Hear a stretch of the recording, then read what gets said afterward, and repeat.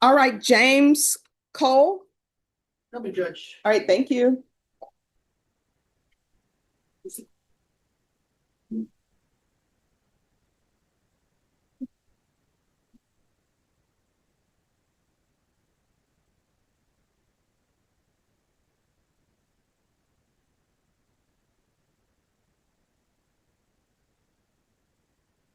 All right, the court is calling 2019 CR 9039, State versus James Arlington Cole. Can I have parties announced? For the defense? Michael DeLeon for Mr. Cole. Ashley Jones for the state. Apologize, Judge. Michael DeLeon still for Mr. Cole. All right, and are you Mr. Cole? Yes, ma'am. All right, did you review the document entitled Motion to Enter Adjudication of Guilt and Revoke Community Supervision with your attorney? Did you understand it? Yes, ma'am.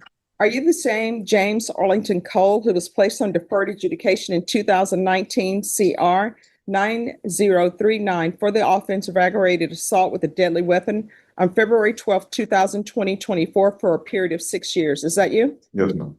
All right, state. Violation condition number 4. Oh, and I'm sorry, could you announce for the record? Rick Pena for the state of Texas. My apologies. All right, you may proceed. Violation of condition number 14G on or about the 31st day of May 2025 in Bexar and or Harris County, Texas.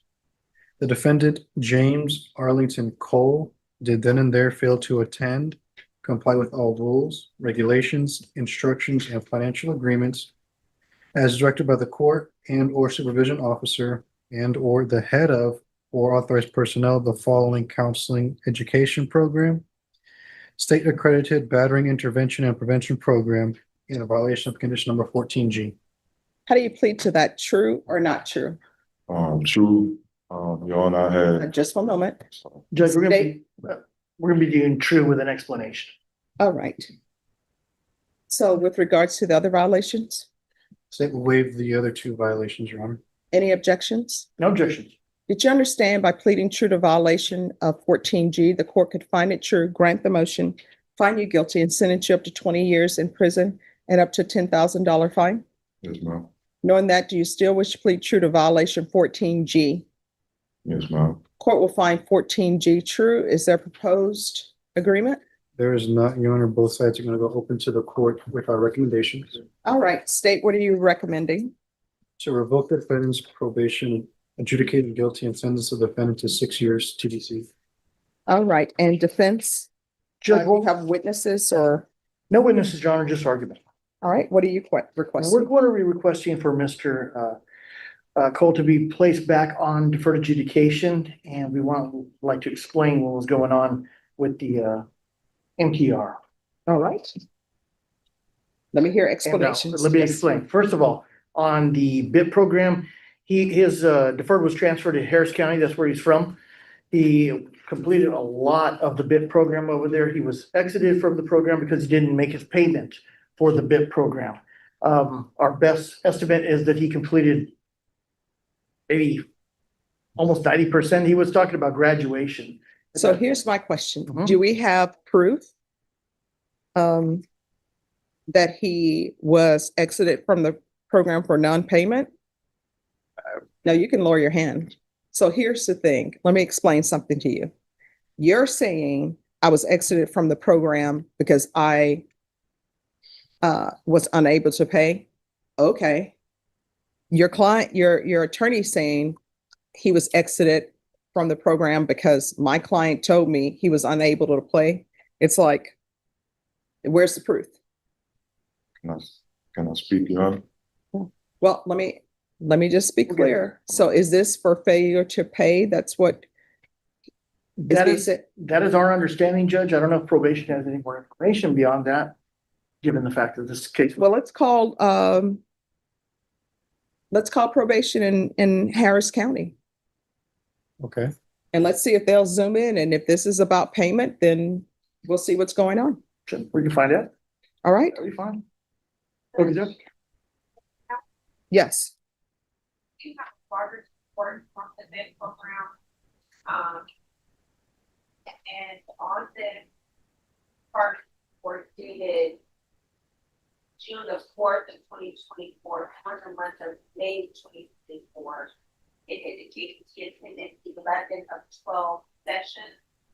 And at the bottom of the report, it indicates there is an outstanding balance. However, Mr. Dill, can you, I can't see her. however, I don't have any other updates, updated progress after that. From the BIP program itself. All right, State, have you reviewed that? I have not reviewed that, but I'll take her All right, word so for if it. y'all want to review that, what I can tell parties is this. If the only allegation the state is going on is 14G, and it appears from what Ms. Abrams has said, the progress report she received, there were 12 classes for BIP. He completed 11. And then they say that there's a balance that's due. Yes. And I'm assuming the balance that's due is not a balance of another class, but of funds. And what I can tell parties is I don't see how it will be appropriate to revoke him if he's done 11 BIP classes. He only has one more to do, Mhm. and he owes a balance. And if the court wants additional arguments, I'll go into it, but I'll wait for the court. May the state sit back for a moment, Your Honor? Yes, Thank you, Judge. sure. You want to confer with the state as well? Yes, Okay, thank you. okay, have a seat for a little while. Okay.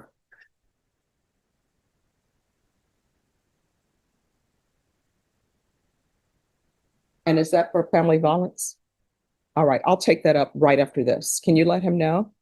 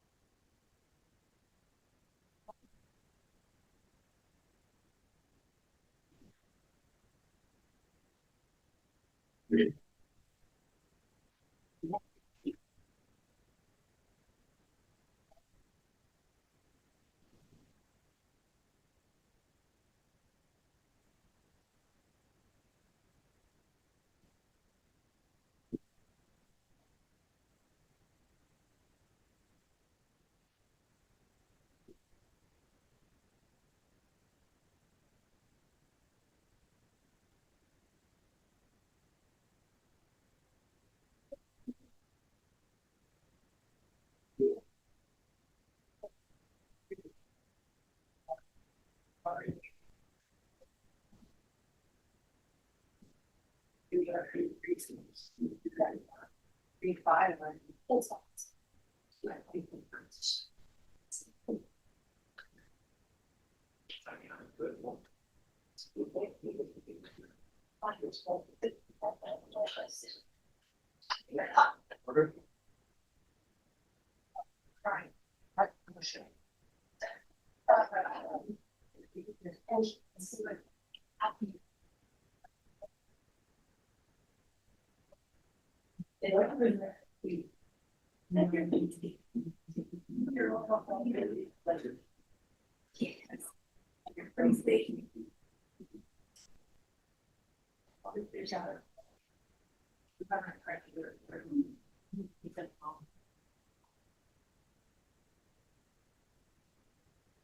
So are you all ready?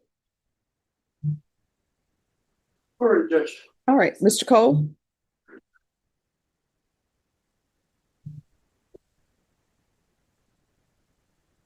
Is there anything else?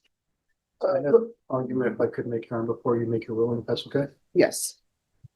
Reason why state's recommendation is what it is because he is on probation for a 2018 offense of aggravated assault with a deadly weapon. 3 years later, he picks up a misdemeanor assault, bodily injury, married co-had, which unfortunately we could not go forward because that victim was uncooperative, but it was a different victim. All right, so I will listen to what you have to say, but let me explain something to everybody. Yes. Y'all are only going on 14G.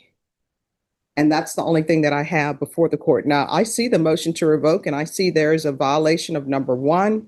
There's a violation of 14U, but the only thing I've been presented with is a violation of 14G. Yes, Your Honor. And he's on deferred adjudication. And 14G, and if there's a disagreement on the facts that I've been given, let me know. The facts that have been given to me about 14G is he didn't complete his battering intervention and prevention program. There were 12 classes. He did 11. They kicked him out of the program because he didn't have money and they're waiting for the balance. And then I guess he can take the final 12. That's what I'm dealing with. If people want to go on other violations, I'm willing to hear that. But you all have just gone on 14G. And what I have on 14G, I don't, well, it would not be appropriate to revoke someone who's done 11 of the classes. They only have 1 remaining. And the reason why they didn't do that 1 is because they didn't have money to pay for it. Now, if somebody wants to present some information to me that he could have paid for it, he just chose not to. He won the lottery. He chose not to use it for that. He chose to do something else. I'll hear that. But I'm just here for 14G. And Judge, he did not win the lottery. In addition, Judge, he was doing really well the past year and a half. This is his first MTR. He's on deferred. He's employed. He has a CDL. He's a truck driver. He hasn't tested positive for any substances. He's tested all the time and come up negative. If you test him today, Judge, just in case there was any doubt, he would come out negative. He's been in jail in custody for about 30 days already. And we believe that and he is motivated to get back on deferred. If you place him back on deferred, Judge, he's going to do anything the court wants him to do. If you want him to do the BIP course all over again, he's more than willing to do it. Well, I don't think it would be appropriate to redo the entire course when he only has 1 class remaining. Is there something else, State? I make one more additional argument, Your Honor. Yes. The violation of the BIP that Your Honor is aware of occurred over a year ago, and as Mr. DeLeon said, his client is gainfully employed as a trucker, which I would assume pays well, and he's had a year in which to try and take care of that particular non-payment to the BIP issue and has failed to do so up to this point in time. Additionally, Your Honor, if Your Honor does not feel like revocation is appropriate, state would, and if Your Honor is considering continuing on probation, state would ask that Your Honor add a jail sanction to his probation that begins today.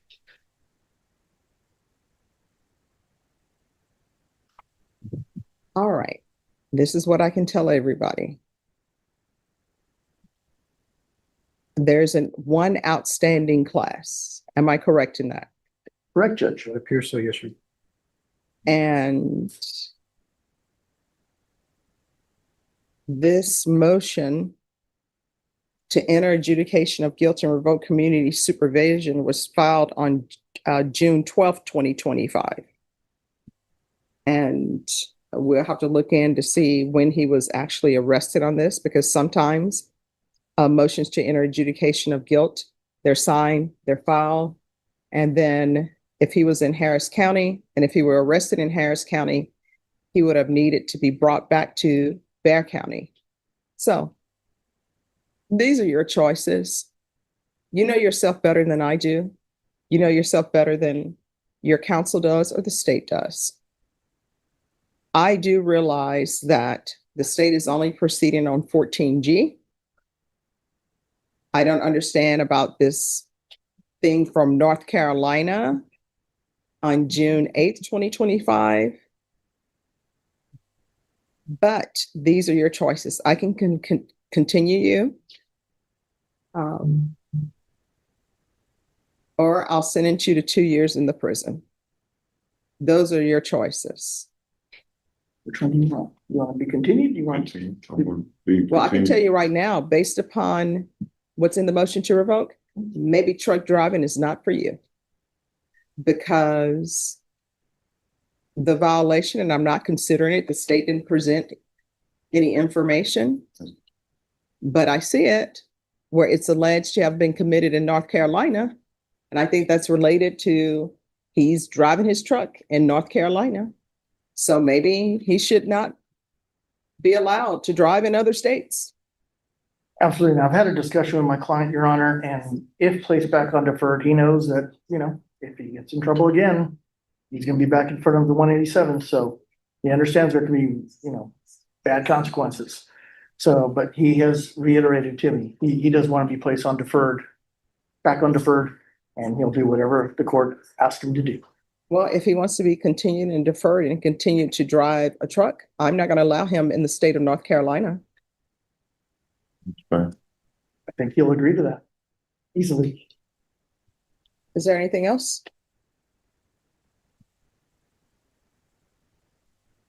If Your Honor would, as you just mentioned, can see it when you provide evidence of the number one, but just consider the fact that even after doing 11 of the 12 BIP courses, he picked up that number one.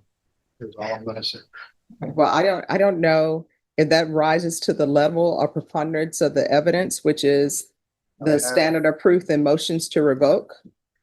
I don't know if that's something that rises to the level of proof beyond a reasonable doubt. If it's for a jury trial, I just see that there's something in North Carolina. I prevent this to Your Honor if Your Honor would be willing to look at it over Mr. De Leon's objection. Judge, I'm going to object to that because they waived the number one allegation. So that's something for the court not to consider. All right, that'll be sustained. So I'm to deny the motion, alternate amendment conditions. There's to be no contact with the state of North Carolina unless he's ordered to be there. Okay.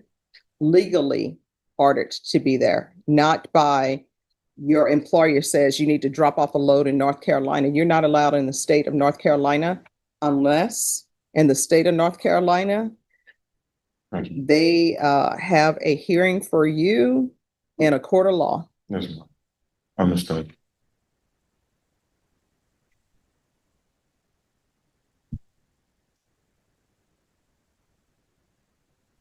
Is there any other conditions you request state?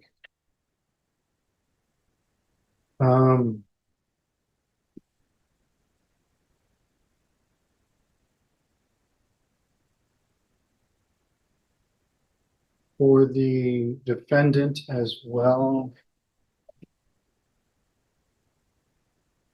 Part of the terms of this probation to have no contact with Tamisha Singleton. And that's, if I can spell it for the record, Your Honor. You said Tamisha? Yes, TAMESHA, and then Singleton, SINGLETON. TON. We have no objection to that, Judge. All right. All right, so there's to be no contact with Tamisha Singleton, no residing with minors, no unsupervised contact with minors. And you're gonna restart the BIP course. Yes, ma'am.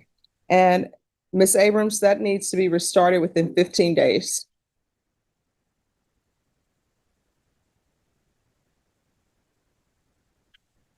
Is there anything else? Nothing else, Your Honor. Thank you, Your Honor. State. All right, we can go off the record. Here's the thing. I didn't really consider that number one because the state didn't proceed on the number one. But I did allow you no contact with Carolina because, of course, you see things and it's alleged to have been committed in North Carolina. It appears that you are a person who should not be in a relationship because you don't know how to keep your hands to yourself. So you need to work on self and figure out why you may or may not, because I don't know anything about that case, are abusive towards people you claim to care about. Because at some point in time, you're going to run across somebody who's somebody's brother, mother, or sister who's going to be very upset with you that you're mistreating their relative, and they're not going to tolerate that. And if something were to happen, you know what people are going to say? Oh, well, you should have kept your hands to yourself. So I don't know why you can't do that. Do you know why you're unable to do that?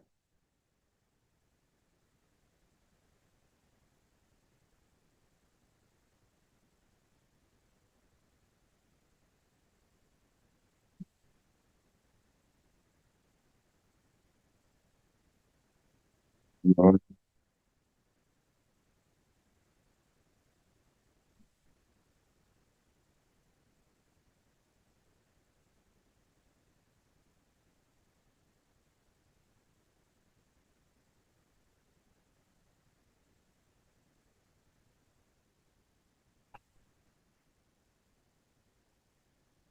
Tell the judge what you can do in the future.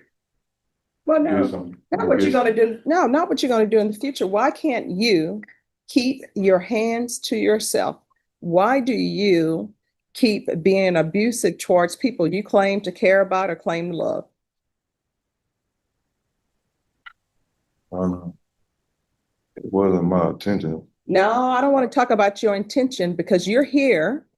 And the reason why you're here is because you cannot keep your hands off of people that you claim that you love. So I don't want this. It's not my intention because it is your intention. You know, maybe after something happens, people have regrets. They want to cry, buy somebody flowers and say, I love you. It'll never happen again. And then the next thing you know, it happens again. And then people start gaslighting people, making them think it's their fault. And then they're trying to walk on pins and needles to make sure that you're happy so you won't explode and act crazy and proceed in violence and not in love. So why are you doing this? Yeah, and I'm not doing it, No, you're Wait. here on deferred, that the state agreed for you to have deferred on an aggravated assault with a deadly weapon. That wasn't done in love. I'm, And then you have the North Carolina case, which I am not taking as true because nothing is presented. That's not done in love if something happened. So I don't know. Maybe you want to be in prison. And then if you go to prison, you know what will end up happening? And people think I have some control over what happens in the prison. I don't. If I were building a great prison, you know how I would build it? Each inmate at the prison would have their own room. And you know why? Because that would make it easier for the guards. You have your toilet in your room, your bed in your room. You can sleep, not to watch your back for other inmates who probably want to do you harm. So we are back to my question. yes, ma'am. Why do you continue to do this? Maybe you want to go to prison No, ma'am. and you can get into prison and you could probably end up fighting over there. Maybe you'll win some, maybe you'll lose some. So why are you doing this?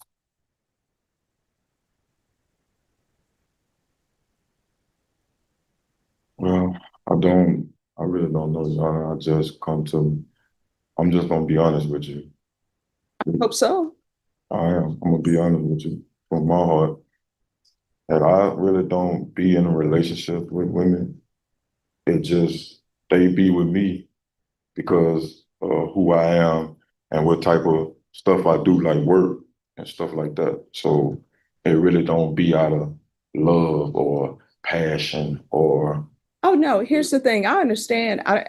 And I will tell you, I understand based upon cases that I've seen as a prosecutor and defense attorneys that women sometimes end up in relationships with people and they bring their children along for their relationship. And I'm always thinking, why have women's standards fallen so that they're accepting of someone who's been to prison and they bring in relationship? For example, with you, you have an affirmative finding of family violence. You're on deferred adjudication for aggravated assault with a deadly weapon. You would think a woman would see your history or question you about it before getting involved with you. And they would say, you know what? I have children. I don't want to be in a relationship with you right now. You're on probation. Obviously, you have anger issues, but no. I see it all the time. You know what some women would do? They will meet a guy, even though they have children, they will meet a guy at the club on Friday night, bring them to their home, and they never leave. And the wife will, the girlfriend, the person who picked them up, they'll go to work on Monday and leave that man with their children who they really don't know. And then a child ends up dead or a child ends up raped. And then they're like, oh my gosh, I had no idea. And so with you, you're a walking red flag. And some woman allegedly in North Carolina thought that you would be great. And maybe because you're a truck driver, and I know how much money truck drivers make because there are people in my family who are truck drivers. And who knows, maybe they see you as a paycheck and you think because they see you as a paycheck, you're allowed to do whatever you want to do. You're going to end up, if you continue on this path, you're either going to end up serving a lot of your life in prison, and then you can fight with people at the prison because that usually ends up, that's what happens. I have no control over that. Or either you're going to meet somebody whose father is going to be very upset with you, or their sister or their brother. You understand? Yes. I went to a church service, and this guy who was being honored as Christian of the Year, he's been married, I think, for like 30 or 45 years. His wife's like, everything you hear about him is exactly true. I don't have any problems. He's a great guy. So he spoke and he said, people ask me, how are you able to be such a great guy to your wife? And you know what he told them? He said, because I'm a man of faith and I believe in God. And I always think of God as being her father. And I don't want to answer to him. Because he said, if I treat her badly, and her father comes to talk to me, which he says is God, how am I going to respond to that? So maybe if you believe in a higher power, you need to start thinking about the people that you're in a relationship. Their higher power is their father. And they're going to come asking you, why are you treating my child this way? You understand? No. Don't come back here again. That's fine. Thank you. Thank you. Thank you, Judge.